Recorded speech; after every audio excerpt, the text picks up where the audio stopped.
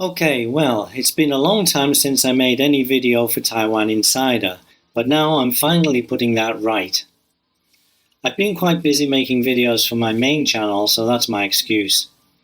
And if you've been to my main channel, you'll probably know from the Ai Pa Shan series of videos that I love hiking in Taiwan. However, that doesn't mean I love everything about hiking in Taiwan. In this video, I'll talk about 4 of the things I like least about hiking in Taiwan. I've put them in inverse order, which is to say the thing I hate most comes last. So, if you're new to hiking in Taiwan, or even if you aren't but have somehow missed these things, here's a few of the less lovable things about hiking here you may want to watch out for. The first is those plastic streamers you find tied to trees on just about any hiking trail. The idea of these is so that people can easily find their way, but on some trails where you couldn't possibly get lost, you'll still find literally hundreds of them, hanging there just so such and such a hiking team can proudly proclaim that they've been there. And these are put up by hikers, people who you would imagine having a better than average sense of environmental protection. 虽然这个步道很明显，不太可能迷路，但是还是会看到很多的塑胶做的布条，就像这个，不知道为什么他们认为那么短的距离有必要再挂一条。这里又有这个必要吗？难道会有人那么短的距离会迷路？很不可思议啊。Here's a really amusing one. They don't see any contradiction in boasting about how eco-friendly they are, while at the same time leaving bits of plastic strewn all along the trails they hike.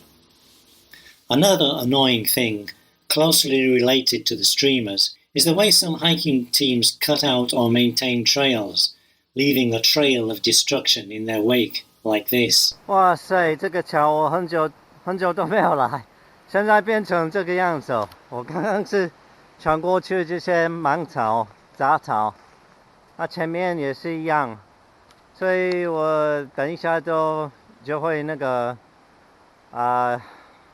砍掉这些杂草一下。让步道比较好走。我花了差不多半个小时的时间在这里，接近半个小时，但是现在好多了。你看，至少两边都有路可以走。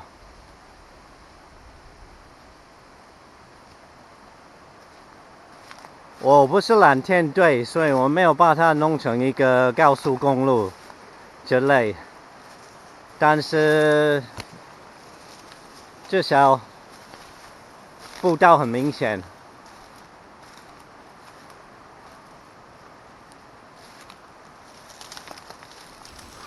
接下来这个地方，我砍掉杂草之前，非常的是几乎没有办法走路，现在可以啊。To me, cutting down the undergrowth is legitimate. Because if you didn't, many trails would just soon disappear. But cutting down healthy trees just to make for a better view isn't legitimate. If you cut down trees for profit without permission, that's illegal. But some hiking teams think it's fine if it's just to make for a wider trail or a better view. Again, these are hikers, people who you would imagine having a better than average sense of environmental protection.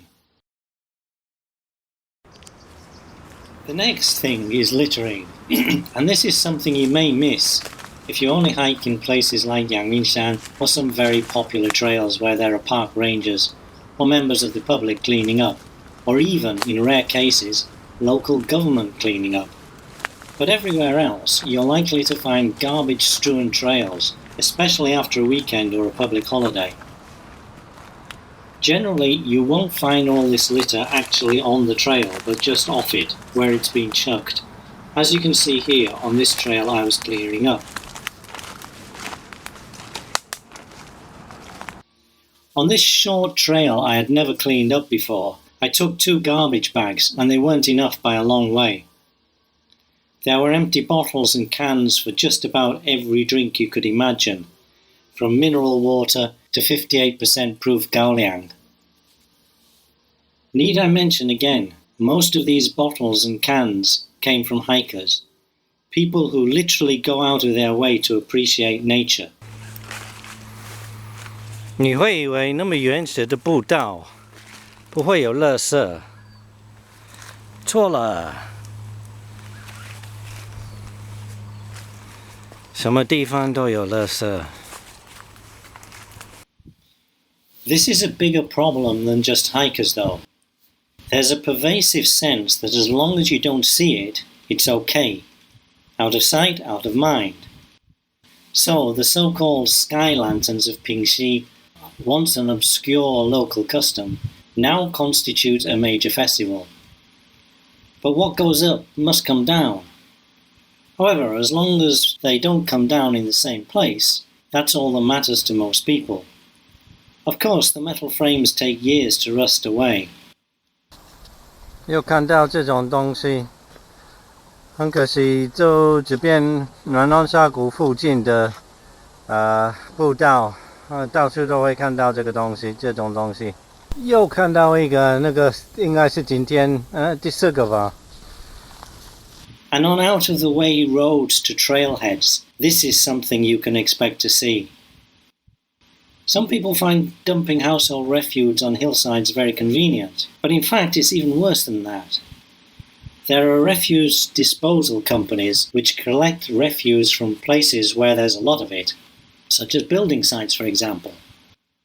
Of course, they do this for a good price, as theoretically it isn't cheap to dispose of all this garbage. But then they just drive up into the hills at night and dump it on the hillside. Sometimes they get caught, but as the roads they take usually have very little traffic even in the day, that's pretty rare. It's really impossible to police roads like this. And last, but by no means least, we come to animal traps, which is definitely the single thing I like least about hiking in Taiwan. I don't have any photos of the traps typically used here, but you can get the picture from this ancient photo of a wolf in a trap from about 1918 in the United States. The traps used in Taiwan are sometimes a little bigger and usually serrated, meaning they have teeth.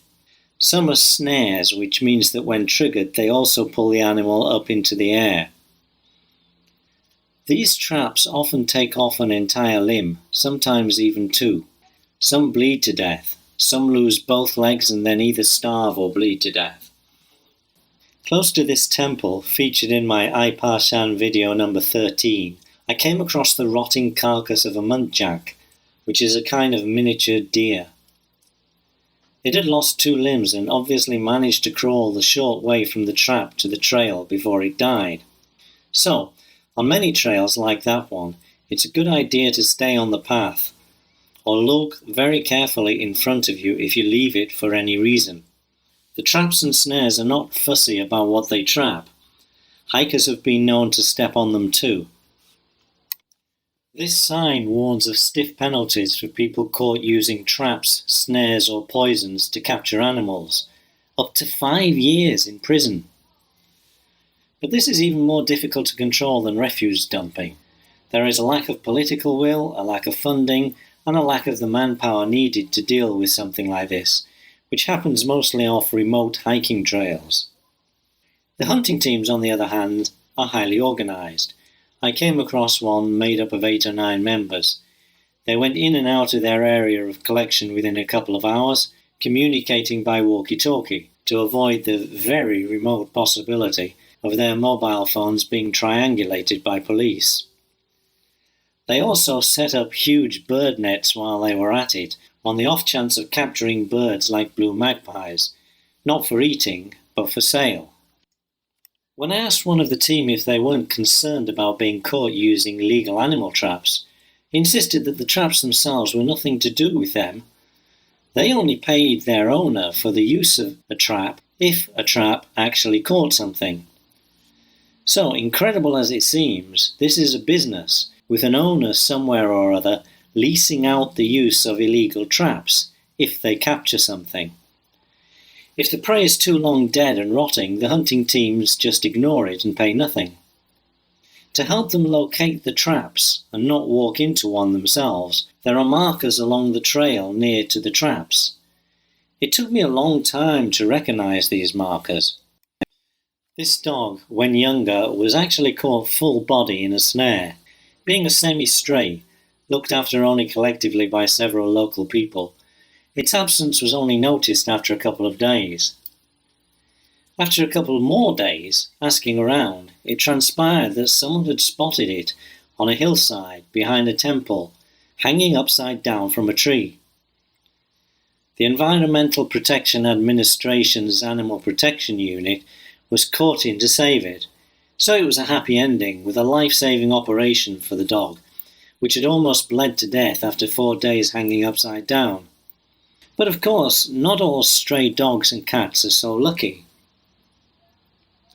Anyway, those are a few of the things I don't much like about hiking in Taiwan, and I hope this video helps to give a more complete picture.